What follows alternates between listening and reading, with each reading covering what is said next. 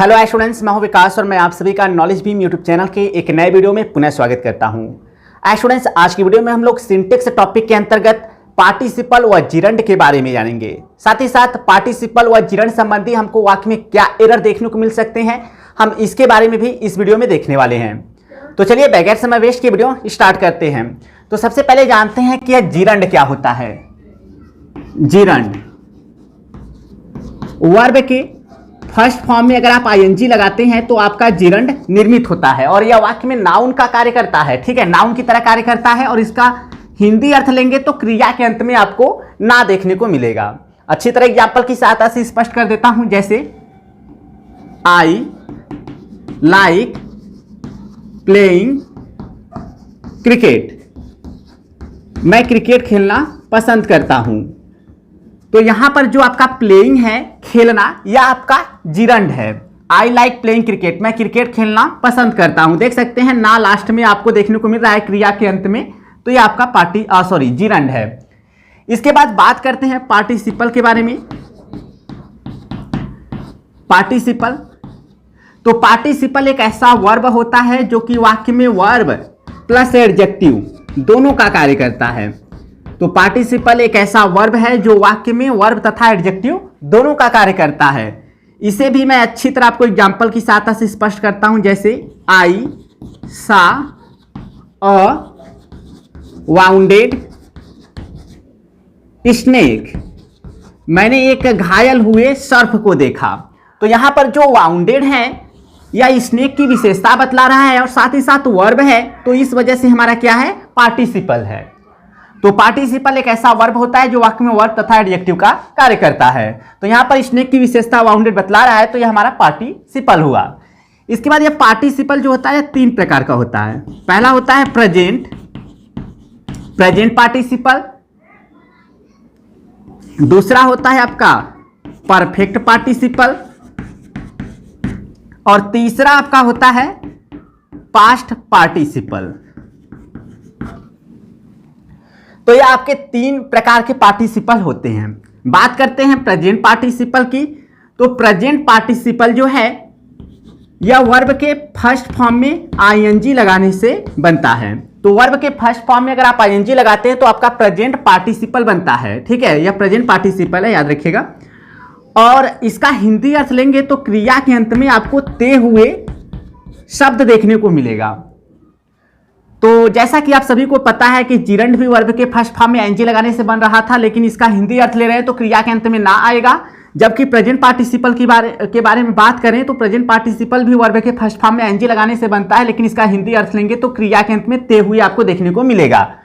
और जो जिरंड होता है यह वाक्य में नाउन की तरह कार्य करता है, जबकि यह जो आपका प्रेजेंट पार्टिसिपल होता है यह वर्ब तथा एडजेक्टिव के रूप में कार्य करता है। इसके बाद बात करें परफेक्ट पार्टिसिपल की। तो परफेक्ट पार्टिसिपल दो तरह से निर्मित होता है, यानी दो तरह से बनता है। एक एक्टिव वॉइस में बनता है और दूसरा पैसिव वॉइस में बनता है। तो अगर आप एक्टिव वॉइस में बनाना चाहते हैं परफेक्ट पार्टिसिपल तो आपको हैविंग के साथ वर्ब का थर्ड फॉर्म प्रयोग करना होगा। तो हैविंग के साथ अगर आप वर्ब का थर्ड फॉर्म प्रयोग करते हैं तो आपका परफेक्ट पार्टिसिपल एक्टिव वॉइस में बनता है। और यदि हैविंग बीन के साथ आप वर्ब का थर्ड फॉर्म प्रयोग करते हैं तो आपका जो है परफेक्ट पार्टिसिपल पैसिव वॉइस में बनता है। और परफेक्ट पार्टिसिपल का हिंदी अर्थ अगर आप लेंगे तो आपको क्रिया के अंत में करके शब्द देखने को मिल जाएगा। इसे अच्छी तरह मैं आपको एग्जाम्पल की सहायता से भी स्पष्ट करूंगा। इससे पहले हम लोग यह भी जान लेते हैं पास्ट पार्टिसिपल के बारे में। तो पास्ट पार्टिसिपल, ठीक है, तो यह जो आपका पास्ट पार्टिसिपल होता है यह आपका वर्ब का थर्ड फॉर्म होता है। तो पास्ट पार्टिसिपल जो है वह वर्ब का थर्ड फॉर्म होता है। यह भी वाक्य में वर्ब तथा एडजेक्टिव का आपको कार्य करता हुआ दिखाई देगा। इसका हिंदी अर्थ लेंगे तो आपको क्रिया के अंत में हुए या हुआ शब्द देखने को आपको मिल जाएगा। इन्हें अच्छी तरह मैं आपको एग्जाम्पल की सहायता से स्पष्ट करता हूं। जैसे यहां पर मैं कुछ एग्जाम्पल आपको शो करता हूं। Seeing a snake, I ran away. Seeing a snake एक सर्प को देखते हुए, देख सकते हैं ते हुए अर्थ आ रहा है, तो ये हमारा प्रेजेंट पार्टिसिपल है सीइंग। सीइंग अ स्नेक एक सर्प को देखते हुए, आई रैन अवे मैं भाग गया। तो स्नेक की विशेषता भी बतला रहा है और साथ ही साथ यह हमारा वर्ब भी है, तो इस वजह से सीइंग हमारा क्या है, प्रेजेंट पार्टिसिपल है। इसके बाद मैं अगला एग्जांपल लिखता हूं, having written a letter I posted it, अर्थात एक पत्र को लिख करके आई पोस्टेड इट, मैंने इसे पोस्ट किया। तो यहां पर देख सकते हैं हैविंग के साथ वर्ब का थर्ड फॉर्म लगा हुआ है, तो यह हमारा परफेक्ट पार्टिसिपल हो गया। और हिंदी अर्थ लेंगे तो क्रिया के अंत में करके आपको देखने को मिलेगा। Having written a letter I posted it, अर्थात एक पत्र को लिख करके मैंने पोस्ट किया। तो देख सकते हैं करके शब्द आपको देखने को मिल जा रहा है। चलिए एक एग्जांपल पास्ट पार्टिसिपल का भी देख लेते हैं। I found my lost pen, मैंने अपनी खोए हुए किताब को पाया। आई फाउंड मैंने पाया माई लॉस्ट बुक, अपनी खोए हुए किताब को। तो लास्ट जो है वो पेन की विशेषता बतला रहा है और साथ ही साथ वर्ब भी है, तो एडजेक्टिव और वर्ब दोनों का कार्य कर रहा है और वर्ब का थर्ड फॉर्म है, तो इस वजह से हमारा क्या है, यह पास्ट पार्टिसिपल है। और इसका हिंदी अर्थ लेंगे तो आपको हुए या हुआ शब्द देखने को मिलेगा क्रिया के अंत में। I found my lost pen, मैंने अपने खोए हुए पेन को पाया, या मैंने अपना खोया हुआ पेन पाया। तो देख सकते हैं हुए या हुआ ऐसा आपको देखने को मिल जा रहा है। तो स्टूडेंट्स यह तो बात हो गई कि जिरंड क्या होता है और पार्टिसिपल क्या होता है। चलिए अब जिरंड तथा पार्टिसिपल संबंधी हमको वाक्य में क्या एरर देखने को मिल सकते हैं उन्हें हम लोग समझते हैं और उनके सॉल्यूशन को भी देखेंगे, ताकि उनमें से अगर कोई भी आपको बोर्ड एग्जाम में देखने को मिले तो आसानी से आप उस एरर को फाइंड आउट कर सके। तो चलिए कुछ एग्जाम्पल के माध्यम से जिरंड तथा पार्टिसिपल संबंधी एरर क्या वाक्य में हमको देखने को मिल सकते हैं उन्हें समझते हैं। तो स्टूडेंट जैसा कि देख सकते हैं मैंने इस बोर्ड पर लिखा है जिरंड एंड पार्टिसिपल। तो जिरंड तथा पार्टिसिपल से संबंधित यहाँ पर मैंने बहुत सारे वाक्य लिखे हैं, तो इन वाक्यों में क्या एरर है मैं आपको अच्छे से स्पष्ट कर दूंगा, क्योंकि यह बोर्ड एग्जाम में काफी बार पूछे जा चुके हैं। तो देख सकते हैं यहाँ पर मैंने लिखा है करेक्ट द फॉलोइंग सेंटेंसेस, अर्थात आ रहे वाक्यों को शुद्ध कीजिए। तो यहाँ पर मैंने जो पहला सेंटेंस लिखा है वह है being Sunday the college was close, यानी रविवार होते हुए कॉलेज बंद था। तो देख सकते हैं कॉलेज बंद क्यों था, क्योंकि रीजन है कि संडे था, तो रीजन रिजल्ट का संबंध है। और यहाँ पर नॉमिनेटिव एब्सोल्यूट का प्रयोग है, तो नॉमिनेटिव एब्सोल्यूट का जब हम प्रयोग करते हैं तो दोनों क्लाजेस के या दोनों वाक्यों के जो कर्ता होते हैं अलग अलग होते हैं। तो यहाँ पर कर्ता आया नहीं है तो हम लोग इट को मान लेंगे, तो हमारा इस तरह से हो जाएगा इट बीइंग संडे। तो इट का आपको यूज करना होगा कर्ता अलग अलग दिखाने के लिए। और इसके बाद दूसरा जो सेंटेंस है उसे देखते हैं, आई सा अ बर्ड वाउंडेड, मैंने एक घायल हुए पक्षी को देखा, ऐसा कहना चाहता है। तो यह वाउंडेड जो है वर्ड की विशेषता बतलाना चाहिए, पास्ट पार्टिसिपल के रूप में हमको यूज करना है। तो बड़ा इस तरह से हो जाएगा अ वाउंडेड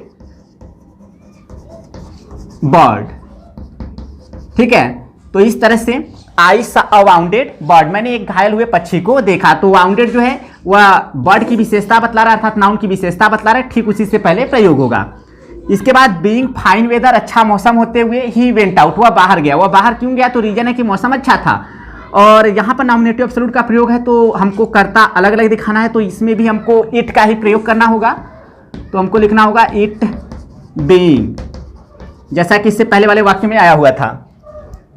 इसके बाद अगला सेंटेंस है mister Sharma is an officer retired, यानी मिस्टर शर्मा एक ऑफिसर है, रिटायर्ड मतलब अवकाश प्राप्त। तो यह जो रिटायर्ड है अवकाश प्राप्त, वह ऑफिसर की क्या कर रहा है, विशेषता बतला रहा है। तो ठीक है, ऑफिसर से पहले क्या होना चाहिए, प्रयोग होना चाहिए। तो हमको लिखना होगा mister Sharma is a retired officer. तो इस तरह से हमारा बनेगा। एक चीज याद रखिएगा कि यहाँ पर देखिए एन इस वजह से आया क्योंकि ऑफिसर पहले आया था इस वजह से, लेकिन जैसे ही हम लोग रिटायर लिखेंगे तो ये हो जाएगा। इसके बाद I am fond of to play cricket, तो फांड ऑफ के बाद जो है वह जिरंड आता है, इन्फिनिटिव नहीं आता है। तो हम लोग टू प्ले की जगह क्या लिखने वाले हैं, प्लेइंग। तो हमको प्लेइंग लिखना होगा। इसके बाद अगला सेंटेंस है we must avoid to smoke, हमें अवश्य ही धूम्रपान करने से बचना चाहिए। तो अवॉइड के साथ आपका इन्फिनिटिव नहीं आता है बल्कि जीरंड आता है। तो यह चीज़ याद रखिएगा, अवॉइड के बाद आपका जीरंड आना चाहिए। तो हमको क्या करना है, स्मोकिंग लिखना होगा।